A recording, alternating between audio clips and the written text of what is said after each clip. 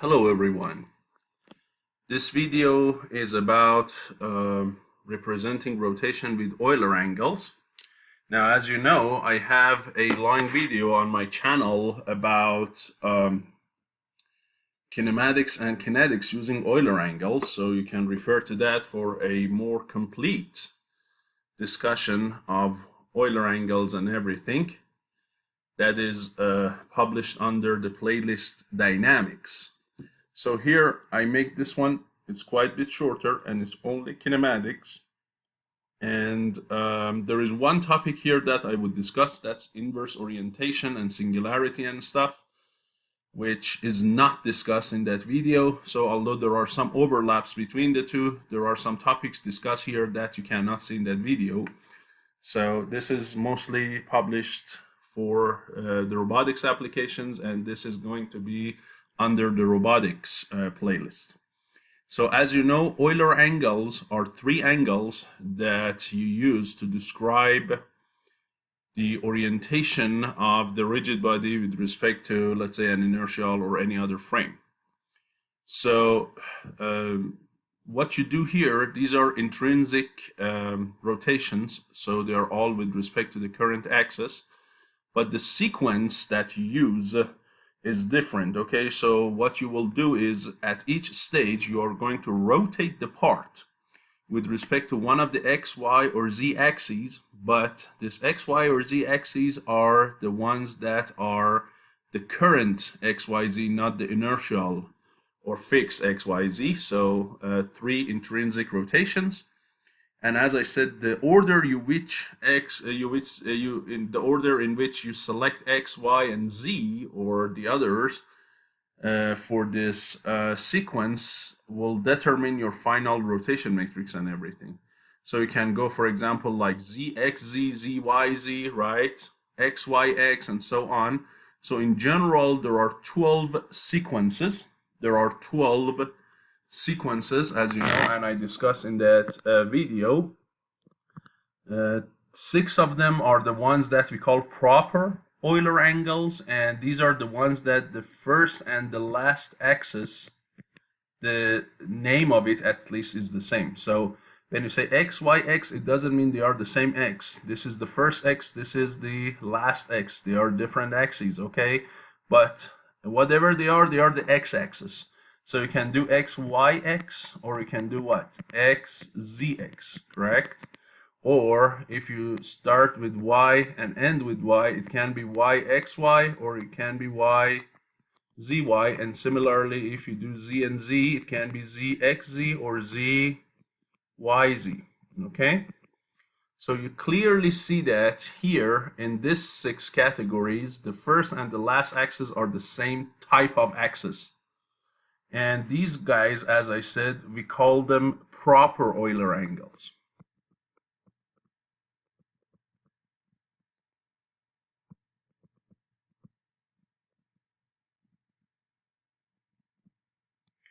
There are also sequences in which the first and the last are not the same. So you will see all 3 types of the axis in the same rotation.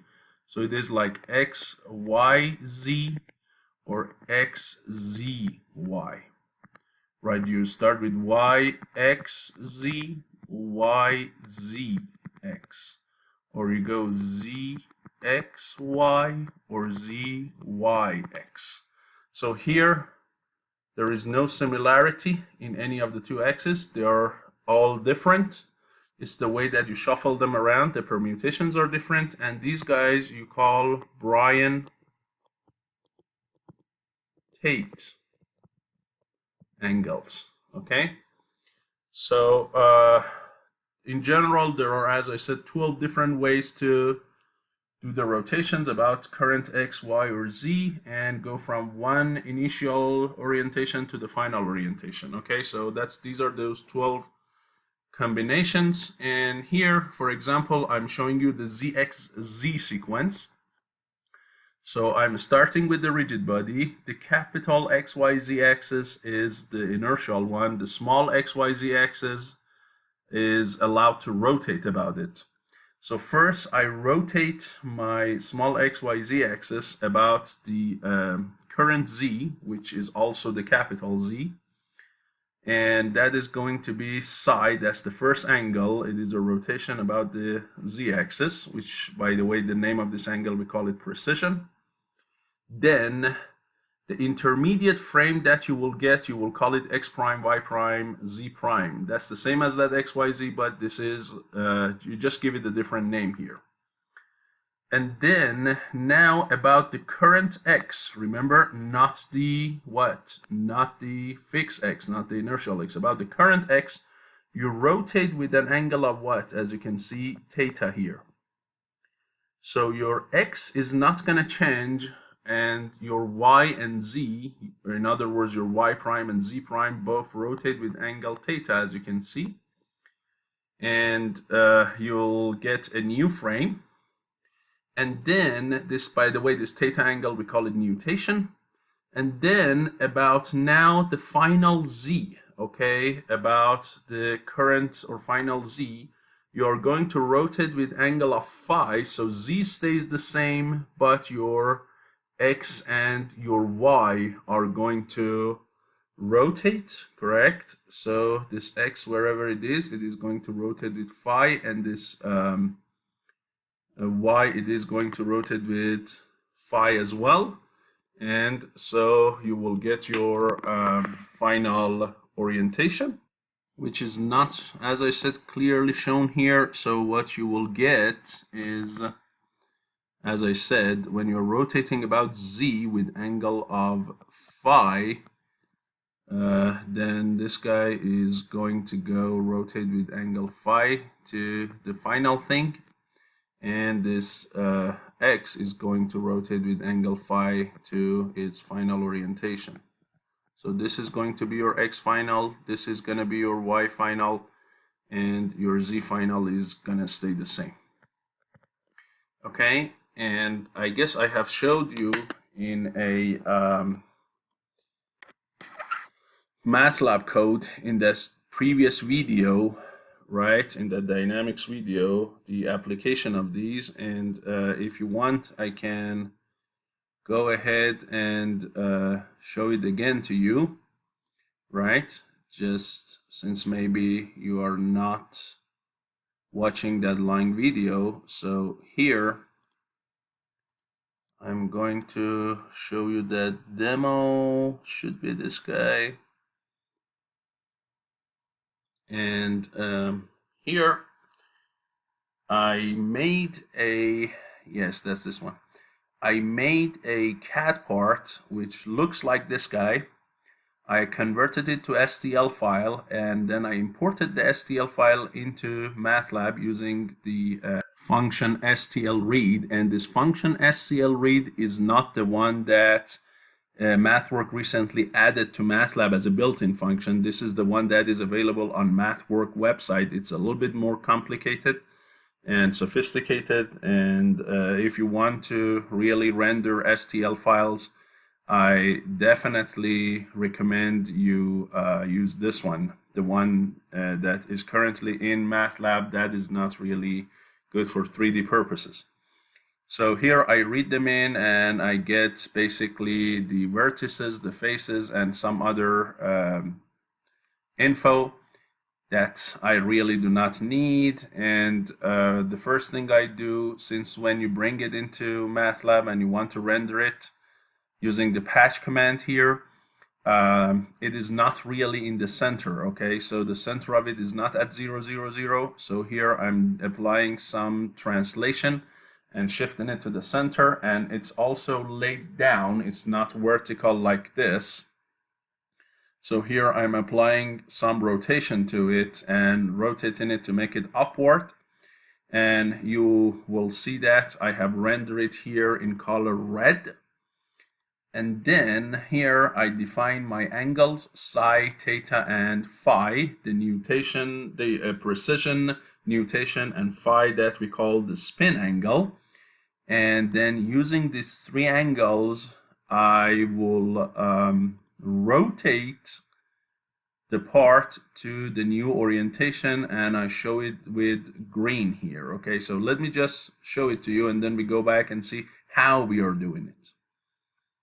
Okay, so all I did here is I just rotated with theta of pi over 2, 90 degrees. I did not apply any spin or any precision. All it is a nutation. And here you can clearly see, and I made them, by the way, transparent so you can see through it. The only thing I did for you to visualize it better, I did not make it completely uniform like that part. What I added was I really added two holes also on it. One of them is the circular hole, the other one is this cut on the top. Okay, so I made it like that so that when I do the spin and I do the precision, you can see the effect of those as well. Because if the part is perfectly axisymmetric, when I do the spin or when I do the precision, you are not going to see any effect, especially if the part is centered at 0. Okay, if it's not centered at 0, yes, you will see the effect of them. But when it's centered at 0 like this, you're not going to see any visible difference. So I added some irregularities and made it not axisymmetric.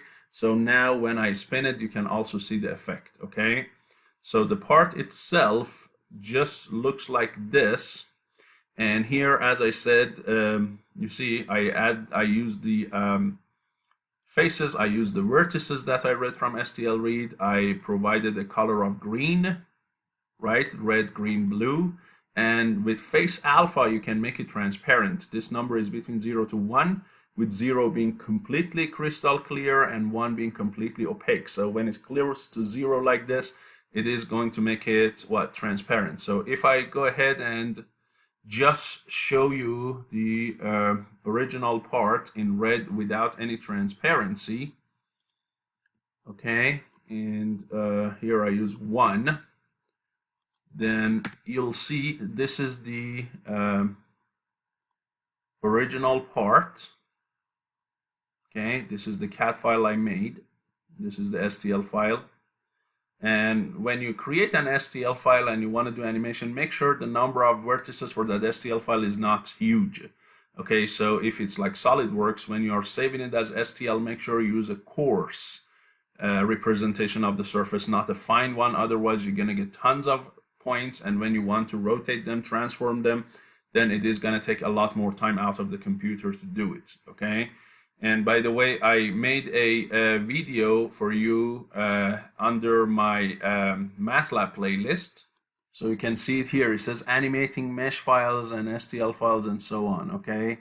So this is about, at the end of it, I'll bring in an STL file, use the same STL read, and I show animation. And here I'm showing you some more about just rigid transformations, which is ultimately what we do in robotics.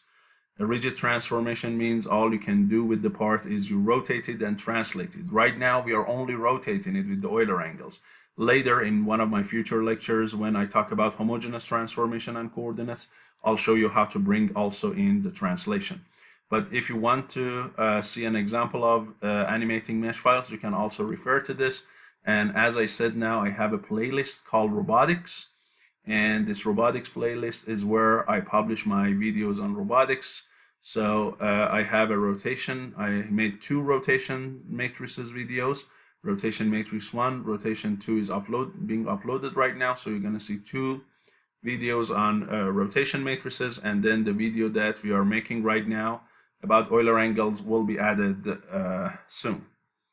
So you saw that here I made something and I applied some angle, and that the only angle I really applied was the nutation. Now you might say, well, could you also apply some precision? For sure. Here is pi over 3. Let's apply 60 degrees also of precision and see the result. So now if you look, let's see. This give me the rotation tool. There we go. So now if you look, not only you have rotated it from the side, if you look 90 degrees, if you also look at the location of this hole is not right below that guy.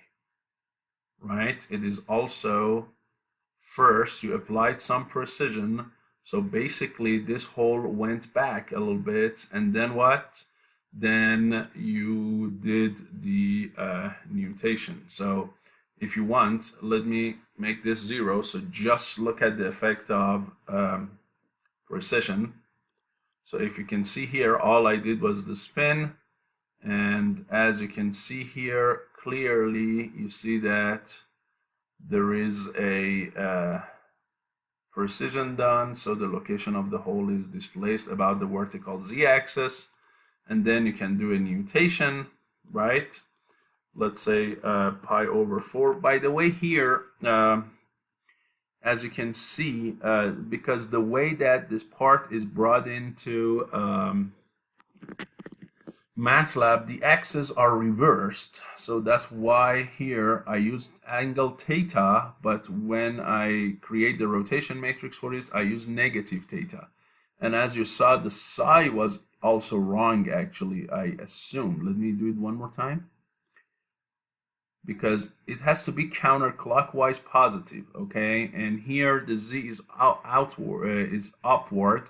So when you do positive z, it means this hole from here should come to this location, not backward. So you see clearly that the psi should also get a negative sign, and the reason is, again, the way it is imported into MATLAB, the axes are backward. So now if I do it, that is going to be correct.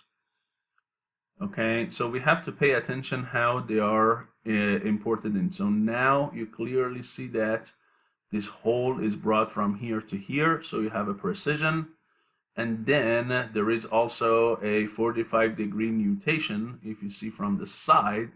And now if I want, I can apply, let's say, also a let's say 3 times pi over 4, 135-degree also spin. Okay, so now let's look at that.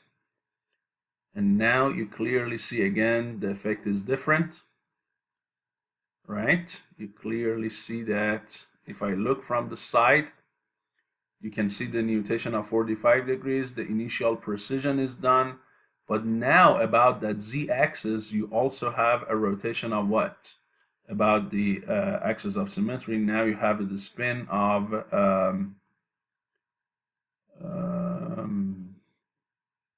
135 degrees. So the results are quite a bit different, and if you want, I can put them side by side, right? I can put them side by side so that you can see it. So this is what I do, because that makes visualization a little bit better. So the angles I would use are 60, 45, and 90, okay? First, I only do the precision, nothing else. And I create the plot of it, okay? So you clearly see that all I'm doing is a rotation about the basically z, which also is on the top of the inertial z. Okay, so that's the precision. And let's go ahead and take a snapshot of this guy, and we are going to add it to one of our pages here so that we can put them side by side and we can see the effect of it. Okay, so this is our first thing, only a psi of 60 degrees, right? That's all it is. Now I go ahead and add a 45-degree nutation, and I do it, and there we go. Now you clearly can see that I have not only the precision, you look at the location of the circular hole, I also from the side I have what? The nutation as well. Okay, so let me put that next to the previous one for your better visualization. Okay, so now this is what I have, nutation added. And now I'm going to also now add the spin, and let's say 90 degrees of spin. And there we go. Let's do it again. and now let's put it at an angle that you can see better. The only thing is the circular hole for the original part is there, so this is also there, so this is good actually. Has to be like that. Maybe I do it something like this. And now I bring it in, and now I put it right next to these guys.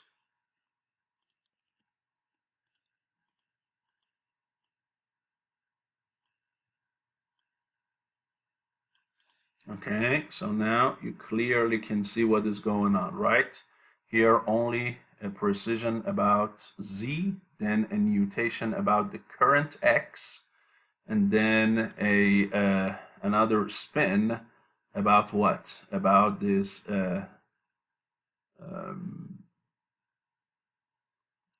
axis of symmetry, which relocates, as you can see, it was here, and now it is turned this way.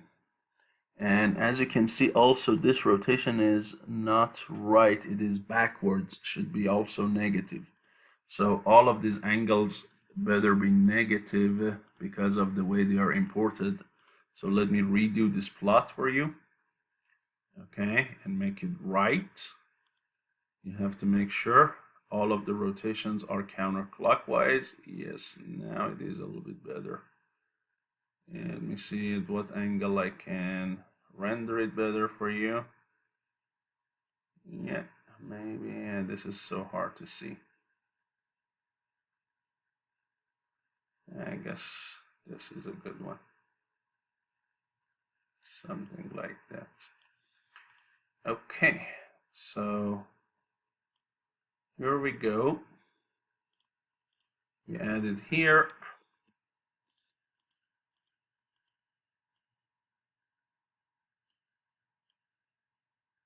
And now I guess you can see better. Now I'm going to add the axis here for you for better visualization, and then we move forward. Okay, so let me add that for you. Okay, so here I modified the pictures and I changed my spin angle from 90 degrees to 30 degrees for because it could be visualized better on this single 2D picture. And you clearly can see them now here that I have first rotated about the current z, which coincide with the capital Z in the beginning. And I have rotated with angle of psi of 60 degrees. So z stayed the same and x and y rotated both with angle psi. And you clearly see the effect of the precision, which in the beginning is like a spin. And you see the hole is moved, rotated about the z-axis. Then I have about the current x-axis an angle of theta of 45 degrees. You clearly see the effect of nutation. The part is tilted. So x stays the same, y and z do change. So here the blue color means the previous axis and the purple color means the current axis. And then finally I would rotate with angle of phi spin of 30 degrees about the current z-axis, so z stays intact and y and x would rotate. And if you look at the location of this hole about the z-axis, you see the location here and here are a little bit different, right? You see 30-degree angle rotation, the position of this hole with respect to the center, and then the position of the hole with respect to the center here. Okay, so in general, you can show that by any combinations, any one of these 12 combinations, you are capable of going from one orientation to the other one. Okay, that is happening. By the way, some people call this Tait-Bryan angles. So if they bring Tait first and then Bryan, let me call it also that way. Okay, so they call this Tait-Bryan, not Bryan Tait. To me, there is no difference. But anyways, let's go according to the literature. So this is the Euler angles, right? A combination of three intrinsic rotations. Now, how did I get this rendering here, right? I have the original part. How did I rotate it and get the final part? And this is based on the videos I published earlier on rotation matrices. And as I said, if you go on my channel, you should be able to see, hopefully now, 2 videos on rotation matrices. There we go. So it's a long video. I broke it into 2 parts, and here I completely mention that the idea of a rotation matrix, right? That if you have the points or vectors in one frame, you can multiply it by a rotation matrix to get the points in a rotated version of that. And here the rotation matrix for a set of Euler angles is provided here for you for the zxz sequence. So first we are doing a rotation of z with angle psi, followed by x theta, followed by z phi. So as you know, this is the fundamental z matrix, z rotation, this is the fundamental x rotation, and this is another fundamental z rotation with angle psi, theta, and phi. And since every time the rotation is about a current axis intrinsic, so we have to pre-multiply. So we start with the first one, go all the way to the last one from left to right. If you multiply these together, and I showed you can use MATLAB symbolic, this is the rotation matrix that you would get. Okay? And what does this rotation matrix do? What this rotation matrix does is, if you have any point in the beginning frame, in the beginning here, so in what you brought in with STL read, let's say in MATLAB, you have some coordinate of some vertex here for that STL file. Let me actually put it on the part, maybe that is more reasonable. So if there is here a point on the part, and you know the coordinate xyz of that you read from STL read, now how do I get to this last one? Well, what the rotation matrix does, this guy, if I call it R will take you back from the end frame back to the beginning frame.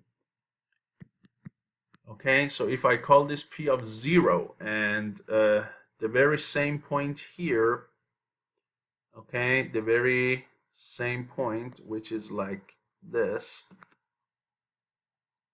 correct? I call it P of 3, you can show that P of 0 is this R times P3, and this R, you can call it R of 3 with respect to 0, which is this guy here.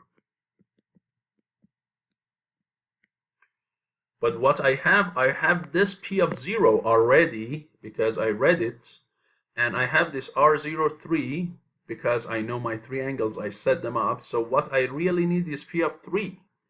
And so from here, P of 3, as I mentioned in the rotation matrix video, is equal to what? The inverse of this from the left side times P of 0.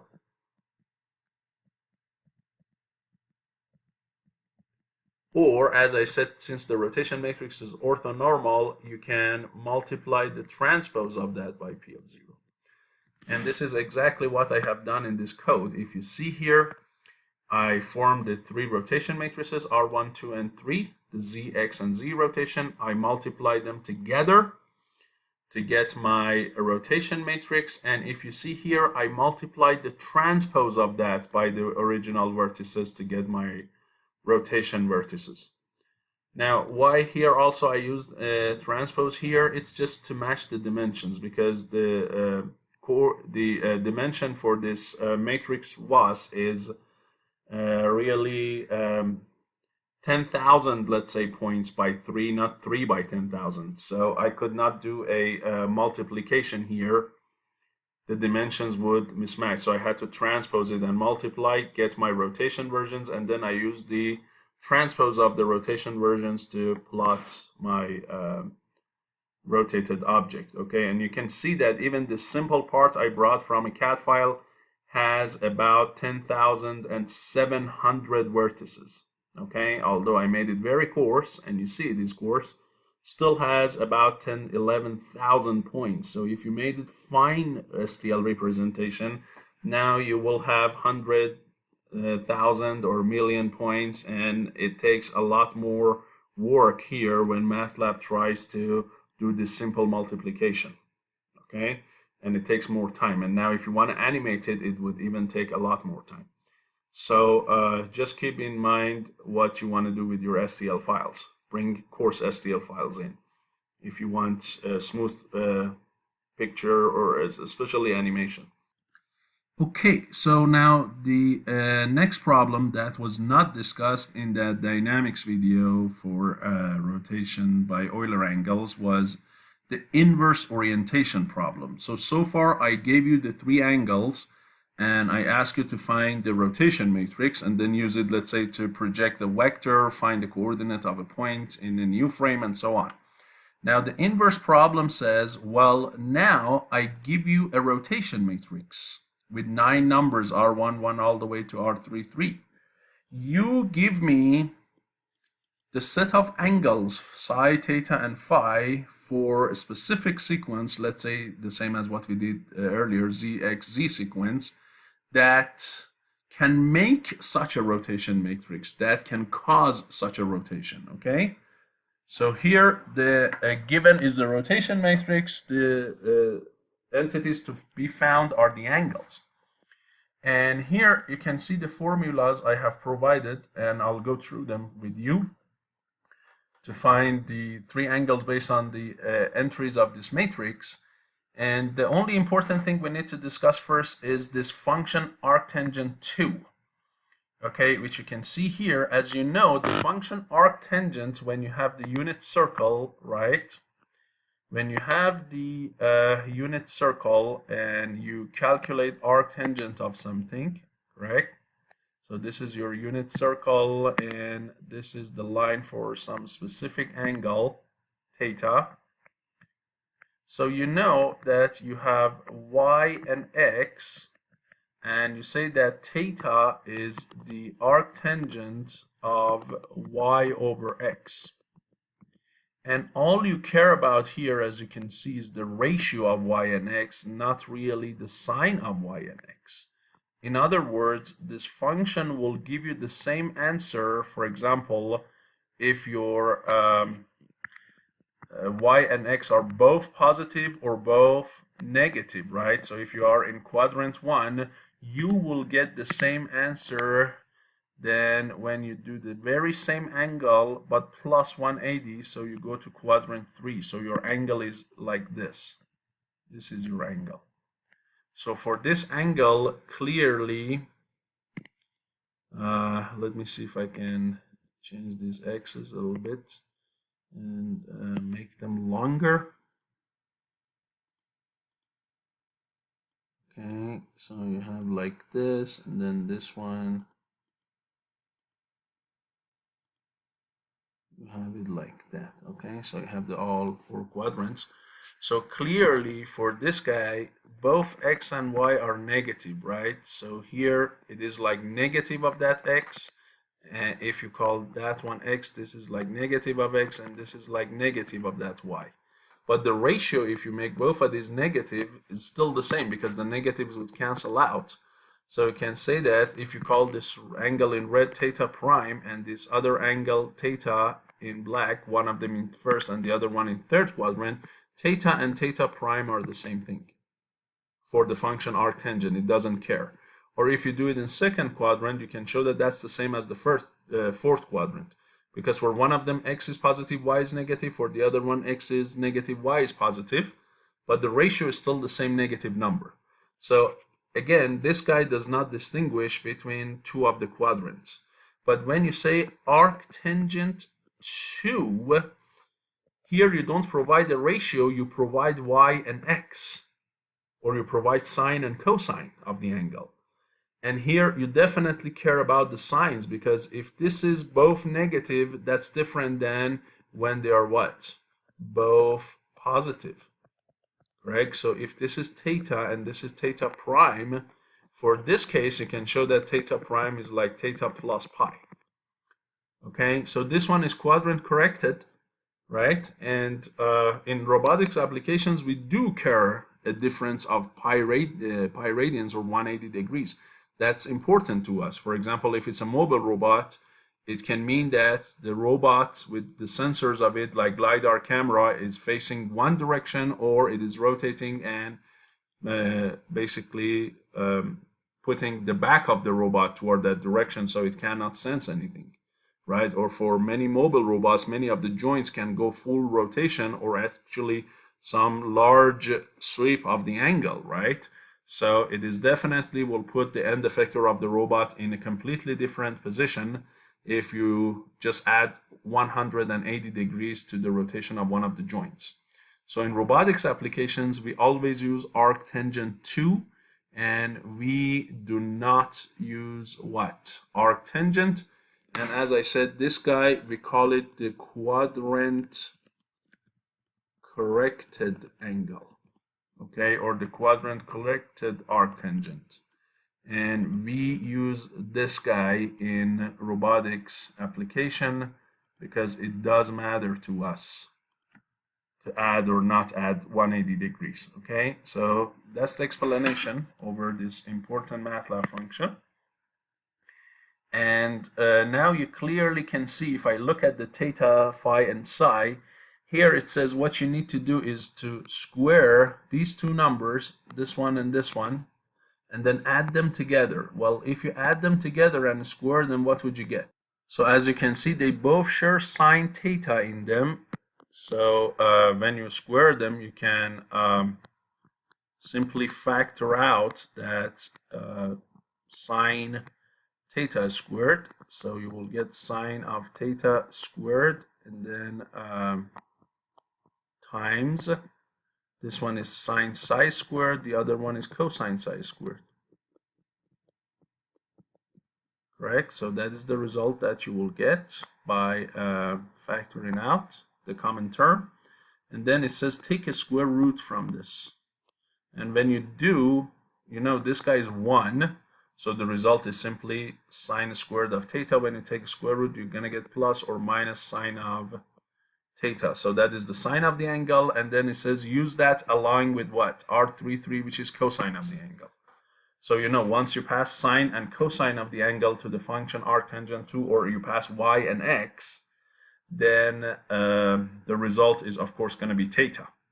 And here you see plus and minus, which corresponds to this plus and minus here. And this tells me one thing. It tells me that this formula gives you 2 answers for theta. So it says for the same rotation matrix given to me, I can have 2 answers for theta, not 1. So I'm not going to get a unique solution. There will be 2 solutions in the inverse problem, inverse orientation problem. And now that I got my theta, I can also find my phi and psi. If I look at, for example, phi, all I need to care about is these two guys. If I look at them, they both share sine theta in them. One of them is sine phi, the other one is cosine phi. So if I use R31, which is this guy, and if I use R32, which is this one, they have sine and cosine phi in them, but as well, they are both multiplied by a sine theta. Okay, so if sine theta is positive, it means that it's not going to change the sign of sine phi and cosine phi. They stay the same sign as they were without multiplying by sine theta. So the result is going to be some phi. You might call it phi 1. Now, if I use the negative result from this square root, right? I use the negative square root and I get the other angle, right? Then I'm multiplying them by a negative number here. So I will get a different value for phi, okay? So here I have theta 1 and 2. And as a result of using 1 and 2 in this formula and their signs, I will also get correspondingly what? Phi 1 and 2. Okay, and the same thing for psi. If you look at these two elements, 1, 3 and 2, 3 with a negative sign, 1, 3 has sine psi. If you negate 2, 3 to get rid of that negative, then you have cosine psi. Okay, so this is the sine theta, sine psi. This is negative of that, so this is going to be sine theta, cosine psi. And here clearly, as I said, this is sine theta,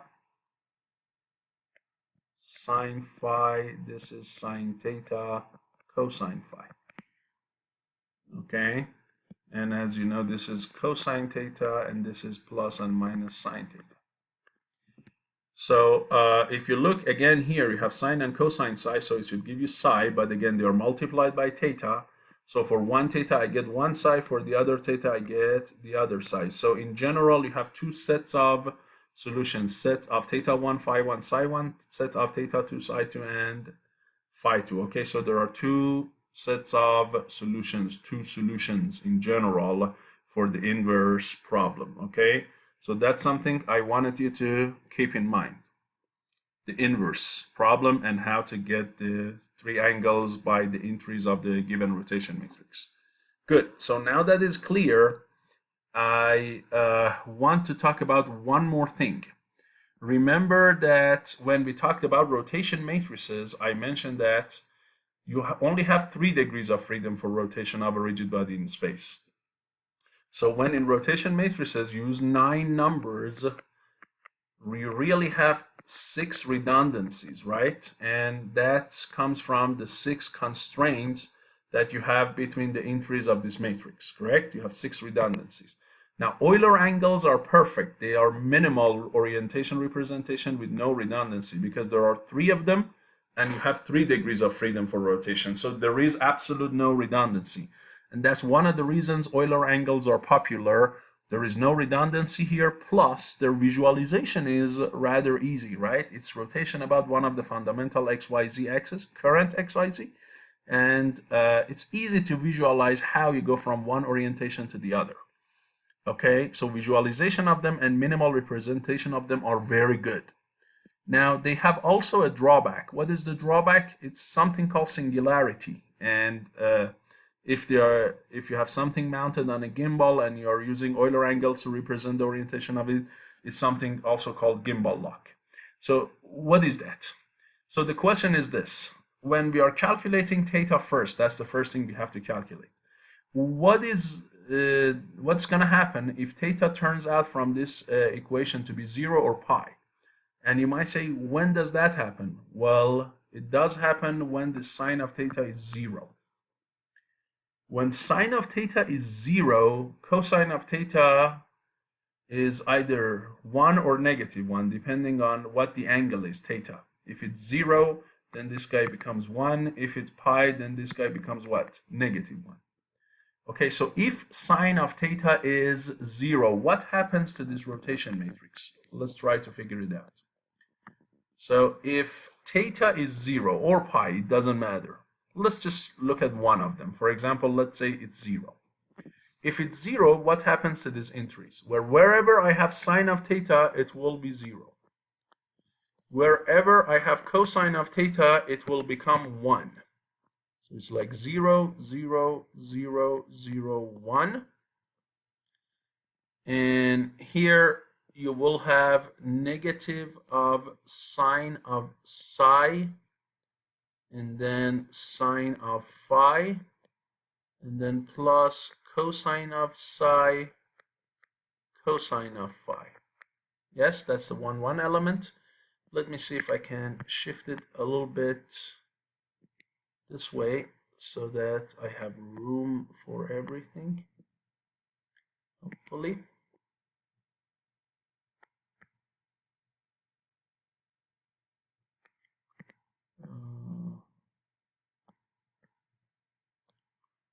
There we go. So hopefully it gives me enough of room.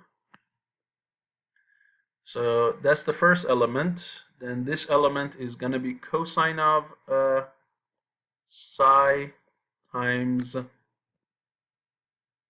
sine of phi plus sine of psi times cosine of phi. That element becomes negative sine psi cosine phi.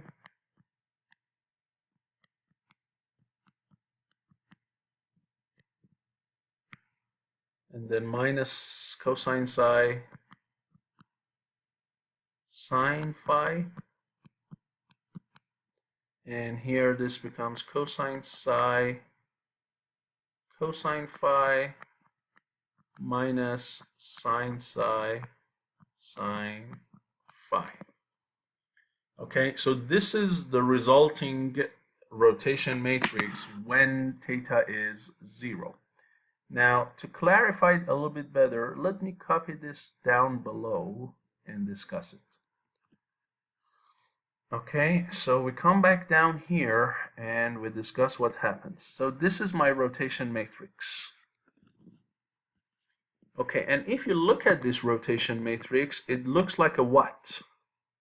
If you remember, it looks like a fundamental Z rotation, right? Just go back, look at the lectures on rotations.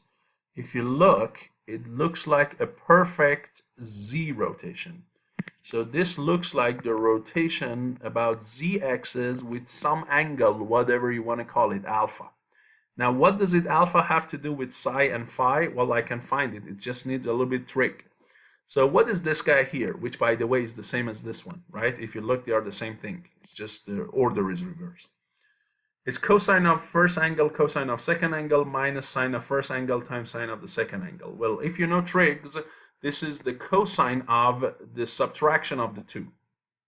So this is like cosine of sine,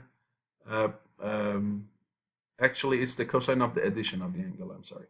Cosine of psi plus phi. So add psi and phi together, then take cosine of it. And this is the same thing, cosine of psi plus phi. What is this guy? Sine of first one times cosine of second one plus sine of second one times cosine of first one. This is definitely sine again of phi plus psi, or psi plus phi, whatever you want to call it. And this guy here is like the negative of that, right? If you just multiply it by a negative one, you get that one. So this is negative of sine of psi plus phi. So you clearly see it's cosine of something, negative sine of something, cosine of something, which is exactly like this formation here. So I can say this angle that I'm looking to find is actually what? Psi plus phi. So this angle alpha is actually what? It is psi plus phi. Right? So when theta is 0, in this case theta was 0. When theta is 0, fine, I found theta, good. Now, can I find both psi and phi, right? Because I need to find all three angles from the remainder of this rotation matrix. And the answer is no, you can't. No, you can't, okay? If you call these resulting entries R11, R21, R12, and R22, clearly all you can find is simply psi plus phi. Okay, that's all you can find, right? That's all you can do. Because clearly, when this is cosine of something and this is sine of something, you can say that this psi plus phi here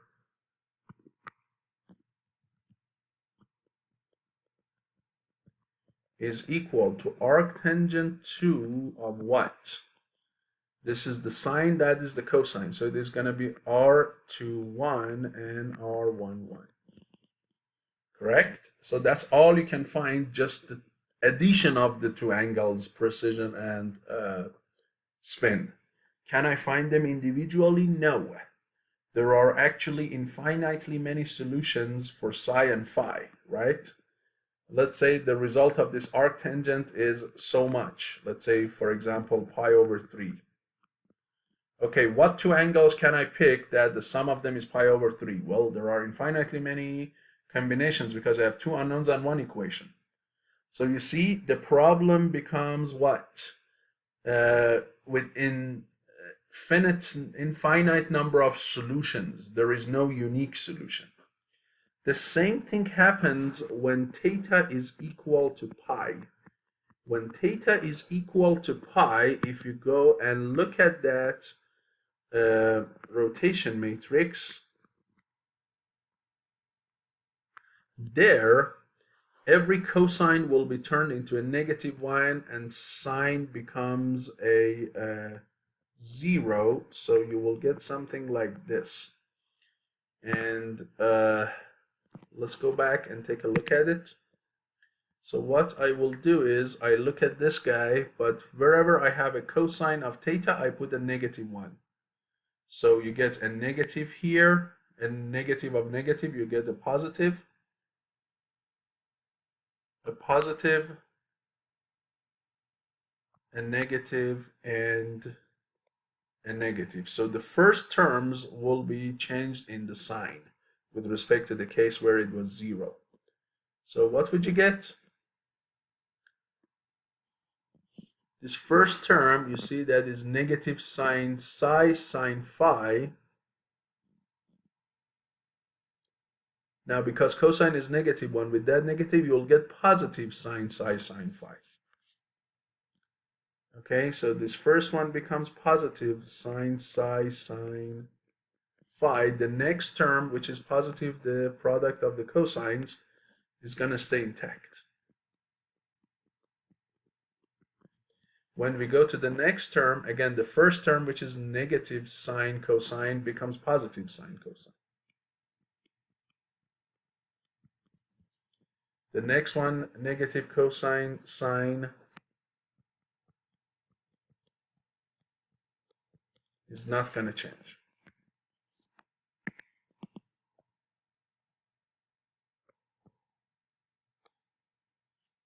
And then when we go to the second row, it is going to be negative cosine psi sine phi.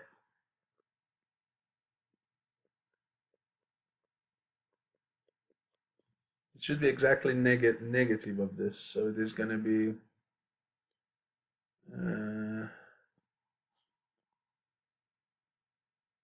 well, let's make sure I'm not making a mistake. As I guess I am about to. Let me go back and check this one.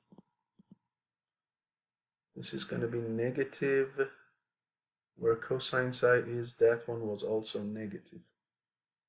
Okay, that's good. And then positive sine psi cosine theta phi.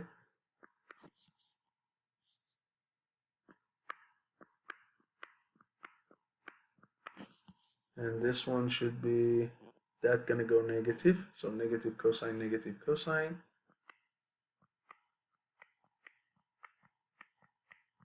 And I guess the next one was also negative, negative sine, negative sine.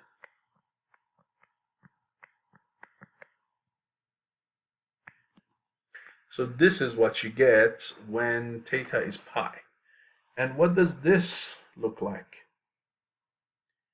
Well, if you look at it, it is again very similar to a Z rotation, except that the elements all are negated. So what I can do is I can factor out a negative out of this. And if I do that, then what do I get? It is going to be 0. Let me just copy the whole thing.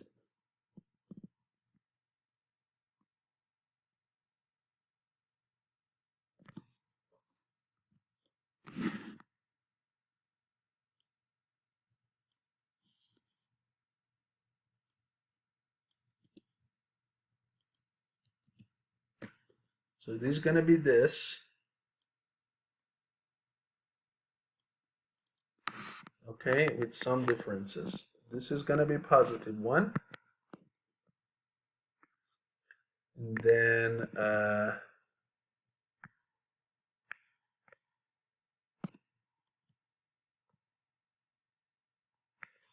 that's okay. This is negative. This is going to be negative. Remember, both were positive. Now both will be negative. Here, this one becomes negative. That one becomes positive. Here, this one becomes positive, positive, positive, and this guy becomes negative. Okay, so I have negated all of the elements and took a -1 out. Now, if you look, it is a perfect Z rotation matrix. And if you look here, this is like negative of what? if I take a negative now out of this, this is cosine of psi minus phi. Because if both elements were positive, like this case here, it is cosine of psi minus phi, as you know from trigs.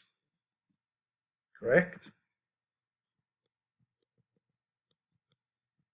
When both of them are positive. Cosine, cosine plus sine, sine, that's cosine of the subtraction. But here that they're both negated, I can say that's negative of that. And similarly here, I can say this guy is like, as you can see it, if I want to write it in terms of sine of psi minus phi, it has to have sine psi positive and cosine phi negative, but that's the opposite. So it's like negative of that. And this guy also is like the sine of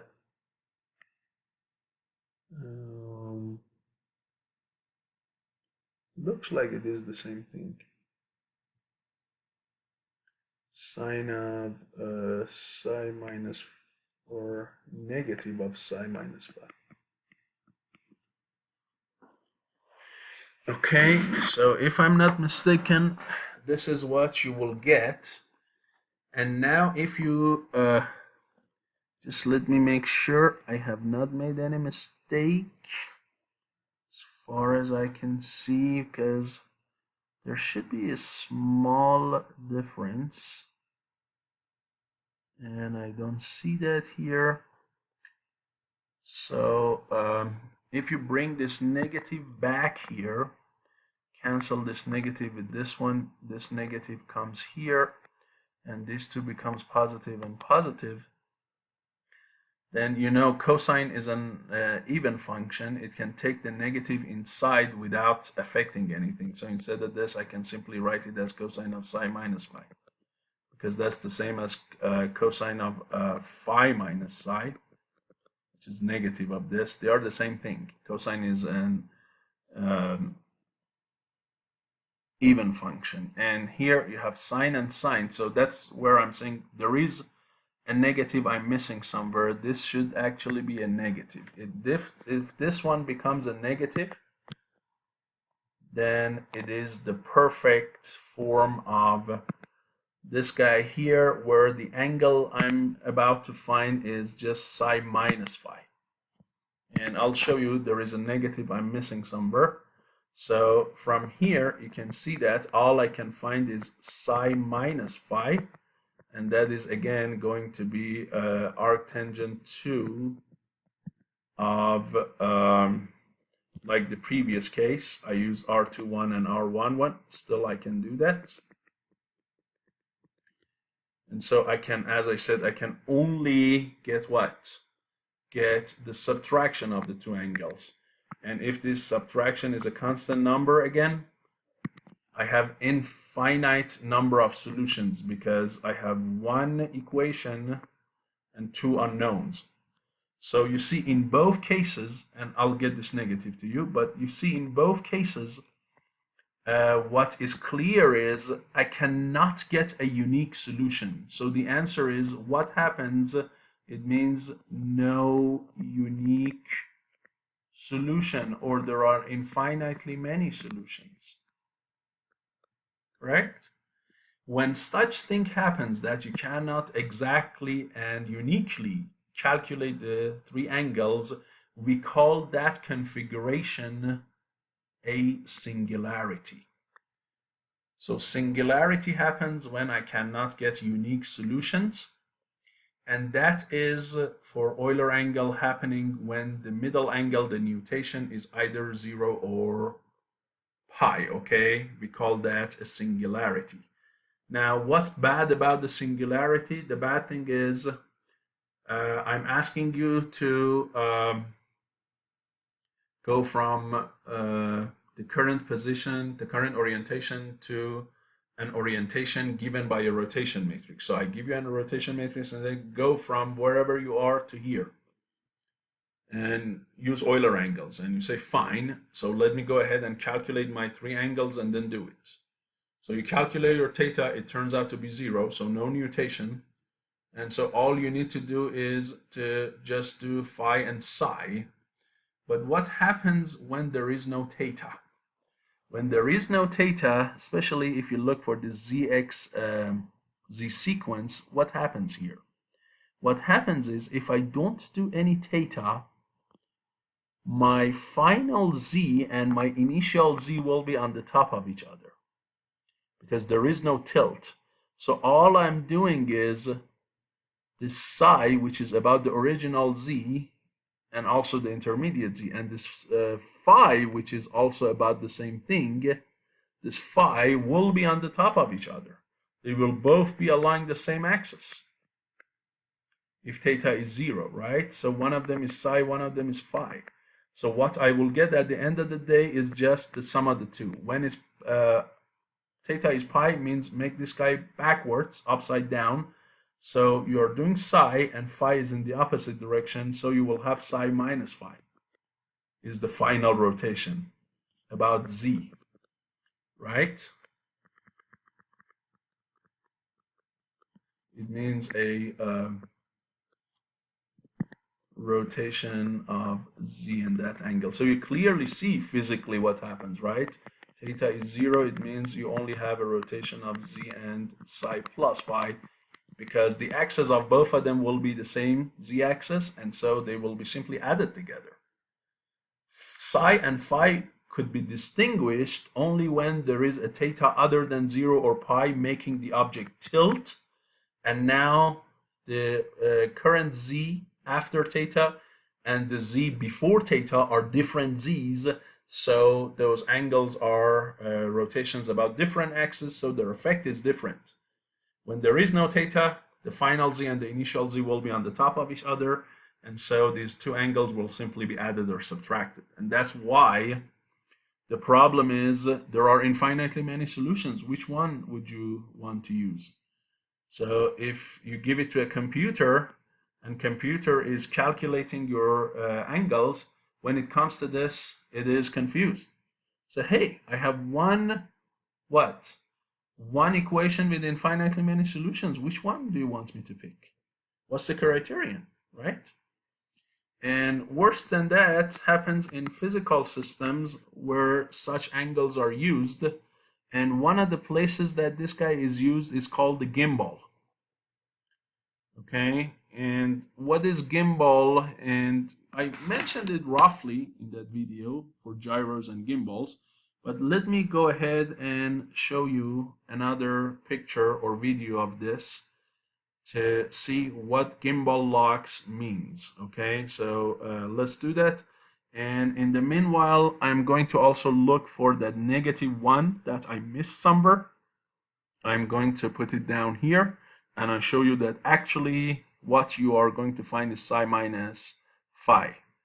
Okay, the calculation of the second part for theta of pi is a little bit more complicated than that. I really tried to look for a negative that I missed. I didn't. There was no negative that I missed, and so I had to go through a lot of manipulations to get to the point. But what it is again, this is exactly negative cosine psi minus phi, cosine psi minus phi, negative sine and negative sine of psi minus phi. There is nothing wrong over there. So now I use this two trig formulas that you know, that if you have pi over 2 to the angle, sine of it will become cosine alpha, and cosine of alpha plus pi over 2 is negative sine alpha. And that's what I did here, is instead of the cosine here of psi minus phi, I used what? Sine of that psi minus phi plus pi over 2. And here, instead of that negative cosine, I multiplied both sides by negative. So instead of negative cosine, I use negative of sine of the angle plus pi over 2. And then for the two negative signs, I used what? Cosine of the angle plus pi over 2. So you see, that's why the argument here on the right side is the same as the left side, which was psi minus phi, but there is also a pi over 2 added to convert it into the form that I like, where the signs are positive, negative, because that's what you have here. If you see, the cosines are both positive, sines are negative positive, and that's not what I had originally. Here the sines are the same, cosines are opposite signs, but I didn't want that, so I had to do some trig manipulation, and now the cosines have the same sign and the sines are negative of each other. The problem is this column and this column, if you look at it, their position is opposite of what you have here. So here you have cosine sine, here you have negative sine cosine, but it's the opposite. Okay, if you look here, the negative sine cosine is the first column, while here it is the second column. The positive cosine sine is the first column, here it is the second column here. So what I had to do is to also multiply by this matrix. And what this one does, this is similar to the identity matrix, except that the first and the second column are exchanged, if you look. And when you do that, what it does, it changes the location of the first and the second column data. So what I did is, it is like when you multiply this guy by this nice version that I can relate it to a Z matrix, a Z rotation matrix. This is called the mirror image. This is one of the things that you can do in affine transformations. Please refer to my affine transformation video. And it basically exchanges the location of the first and the second column. And then you also have this negative that you have to incorporate. So what you really have is basically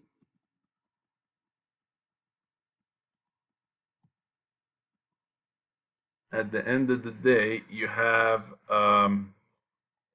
this matrix, whatever it is, times that, okay?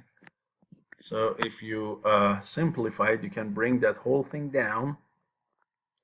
You can write it as the product of this matrix times what?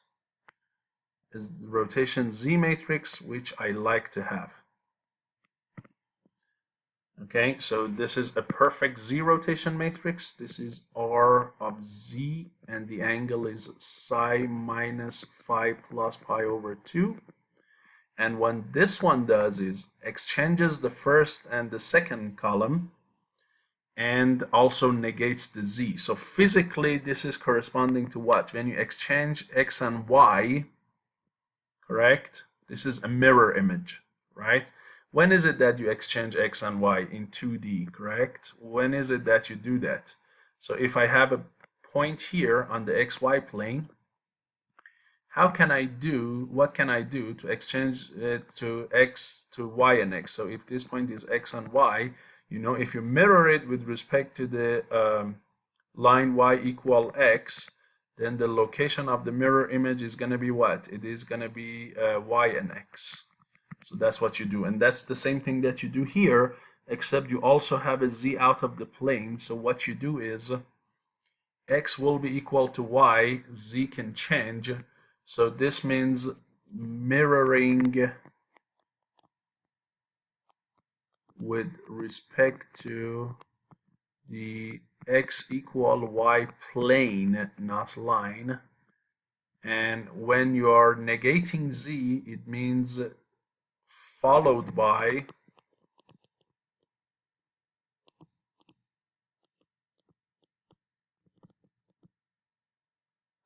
mirroring with respect to the Z plane, or sorry, the XY plane. That's where you can negate Z, correct? So it is this one, this matrix, that's what physically this guy is doing, times that rotation Z is the given rotation matrix. Now what you can do is, if you want, you can also invert it to this and get it, but really what this one does, it's not going to affect the rotation angle, it just does some mirroring. So what you can really determine from here, as you can see, what you can really do from here is to get this angle here.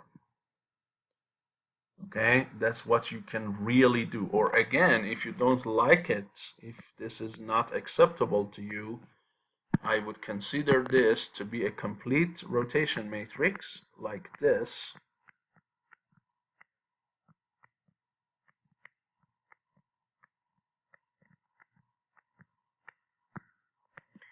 I invert this matrix. If this is A and this is R, I say this R of now Z and psi minus phi plus pi over 2 is going to be the inverse of A times the given R. So first I'll do that.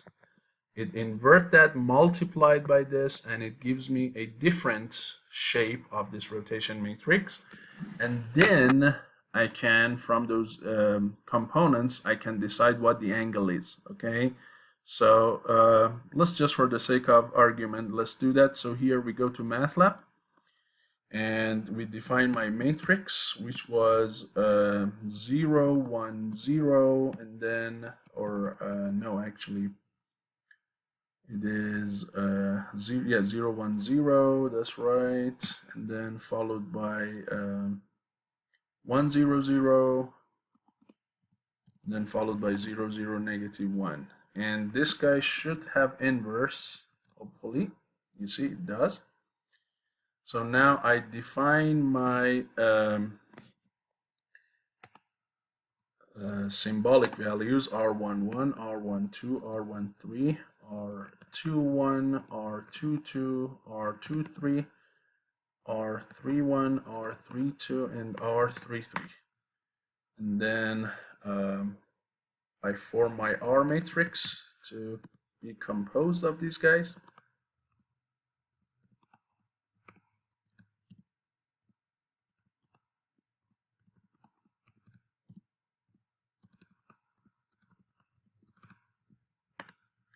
And now, as I said, I multiplied the inverse of A by this R matrix, and it makes it like that.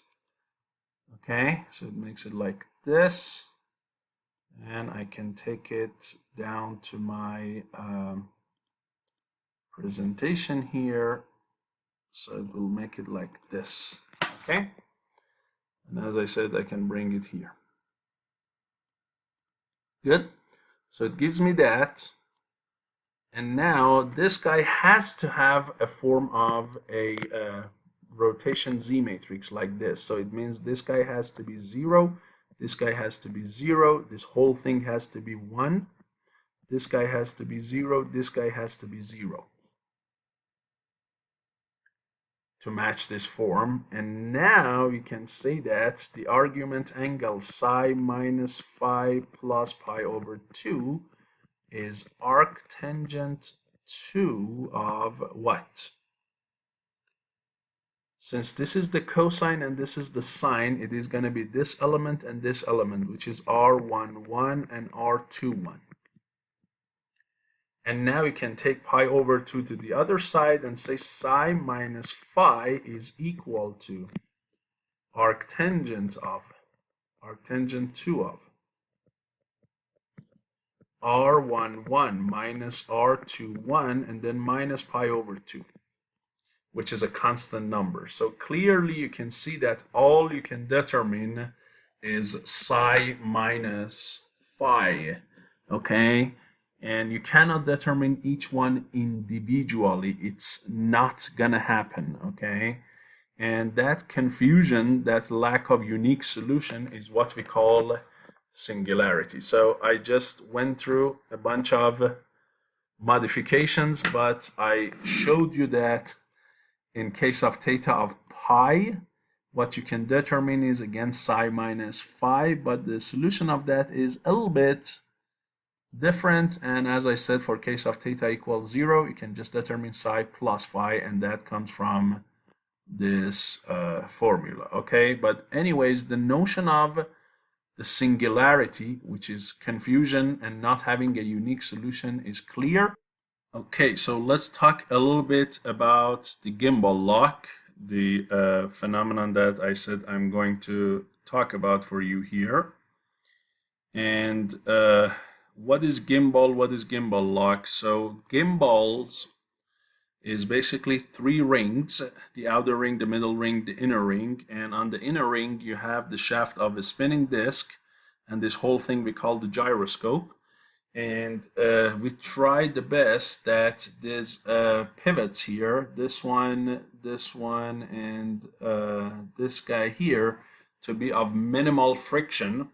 So basically, there is no external torque applied to the spinning disc, and if that happens, then once you give this disc a very high RPM and make it spin very fast, it tries to keep its orientation. And I mean, regardless of where you attach this mount of the outer ring, correct? So if you put it on a car or put it inside an airplane or anything, this guy is going to keep its orientation, although the rest of the rings can rotate, and it acts as a reference to measure the angles of rotation for that object. Like in the case of airplane, you can measure pitch, roll, and yaw with respect to this fixed axis. Okay, so that's why gyroscopes are used to measure angular velocities in general, pitch, roll, and yaw.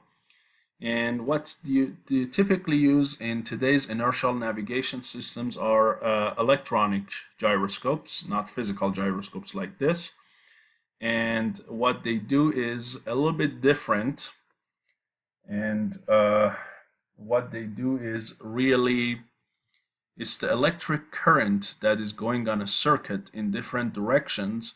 You can show that once your circuit starts to physically spin, then the time it takes for the two different currents in different directions to reach from one point to another is going to be a little bit different, even though their distances are the same.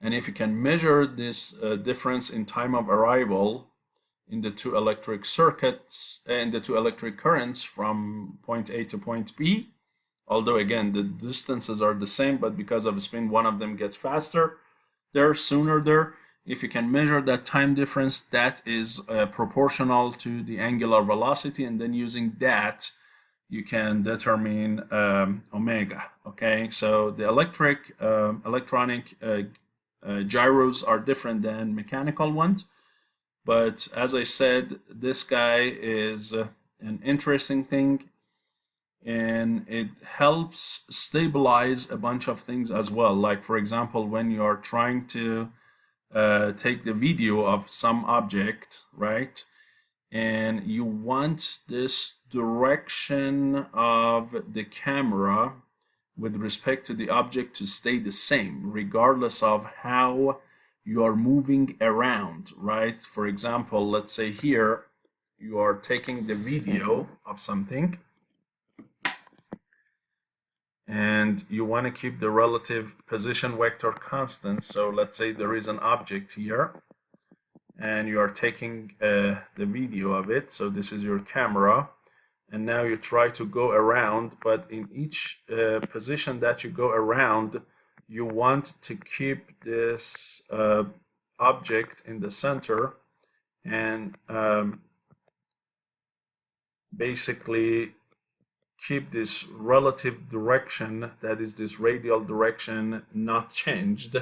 So one of the things you can use is this gyro spinning disc and trying to keep the relative position, the relative orientation fixed. Okay, so that is feasible by a spinning disc with high RPM and trying to have three almost frictionless hinges on these gimbals, okay, these three rings. Okay, so it has so many applications. As I said, you can see it in taking videos, you can see it in inertial navigation systems, and so on and so forth, right? Now, what is gimbal lock? What's the problem here, and what does it have to do with Euler angles? Well, as you can see clearly here, each one of these rings of this gimbal is perpendicular to the other one. So the rotations about the three axes of these three gimbals can be well represented by the angles of rotation about x, y, and z axis. So you can well relate the rotations of these three rings to the three Euler angles. And the problem with the gimbal lock is what? So in this video, it's just trying to show you So I'm sitting around in an office chair. mostly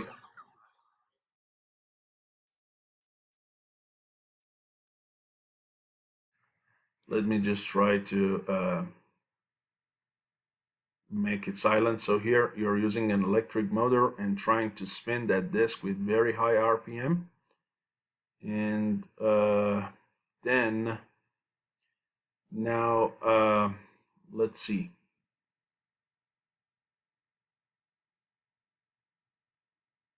Just look at the direction between the inner ring and this axis of the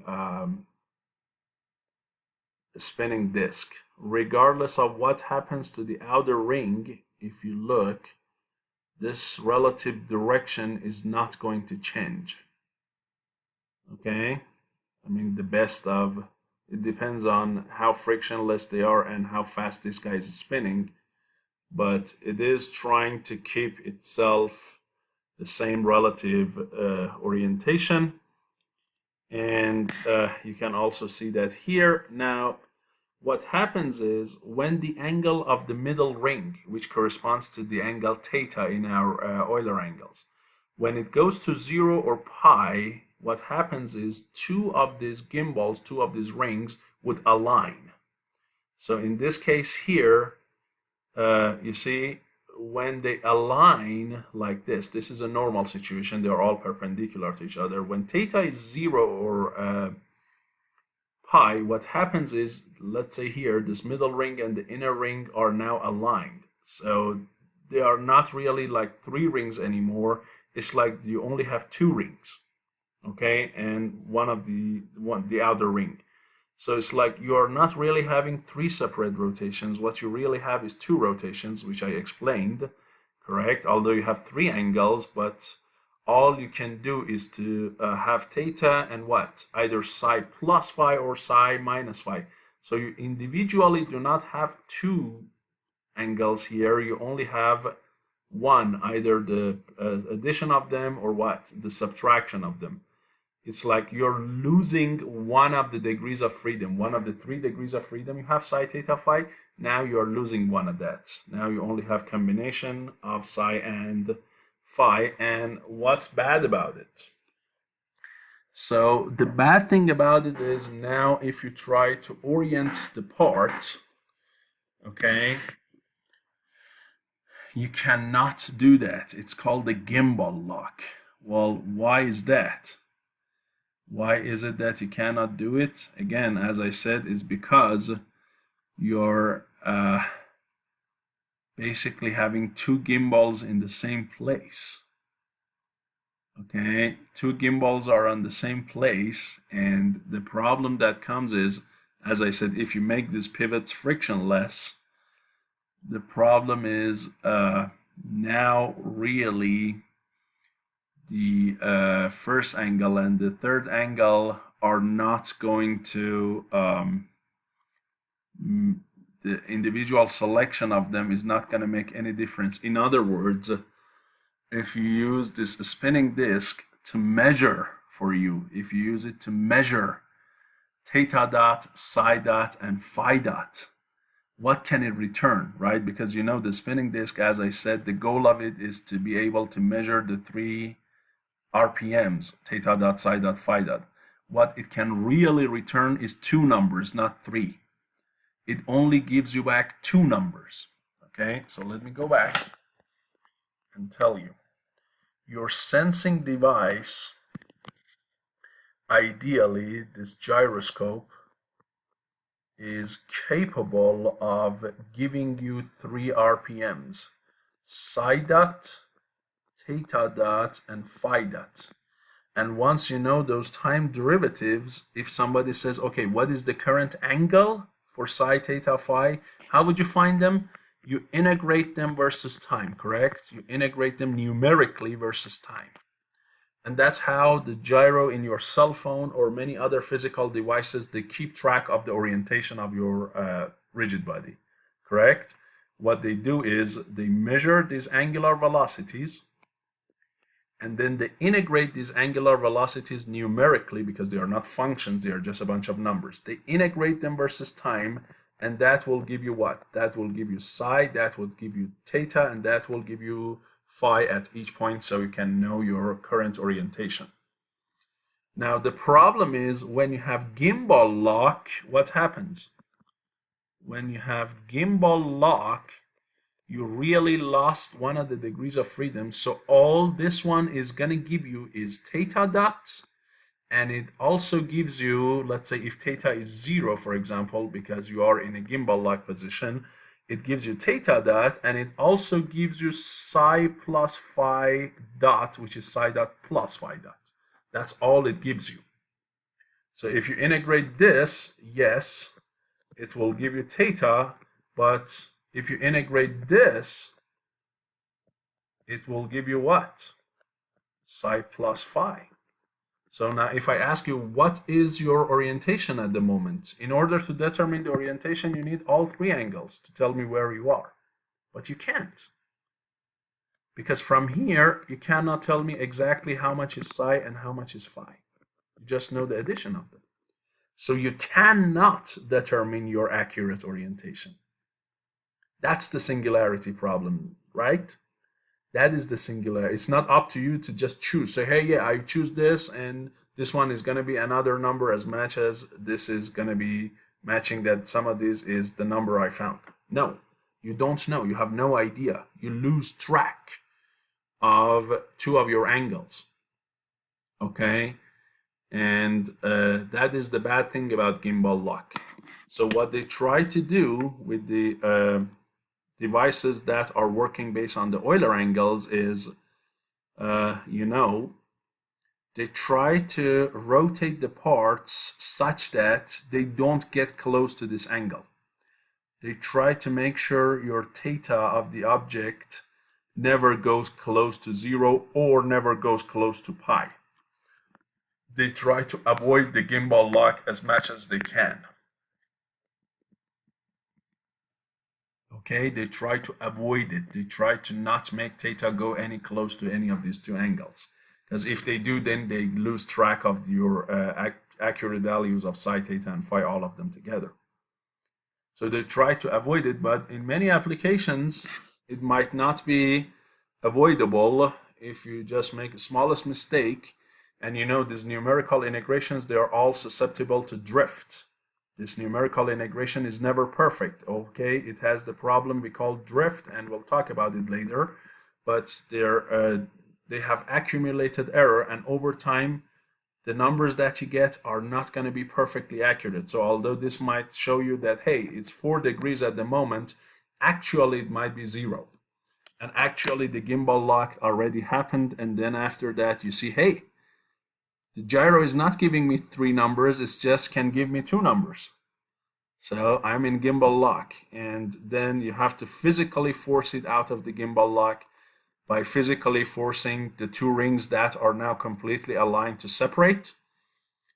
And that might not be easily feasible because typically these guys are in basically a casing to avoid the effect of drag, and you cannot just open it each time there is a gimbal lock and then push one of the 2 rings that are aligned like this, right? Because again, it's based on there is no external torque. But if you want to physically push it with your finger and apply some torque, well, yeah, it's not really a convenient task. So you see the Euler angles, they have this inherent gimbal lock problem. Although they are minimal representations and easy to understand, but they come at the price of this gimbal lock, okay, and singularity, really. Gimbal lock is just an application. They come with the price of singularity. So, and that's not just the Euler angles that have singularity. I can show you later that there are other representations of rotation like axis angle, and axis angle have singularity, but there is one representation of rotation we call quaternion that on the paper, theoretically, these guys do not have singularity in their calculations, okay? They are singularity free when it comes to actual calculation of the numbers. So we'll get to that later, but for now, let's just keep the video at this point. So I hope I could make the Euler angles a little bit better understood to you, and convey the material I wanted. So thank you. See you in the next lecture.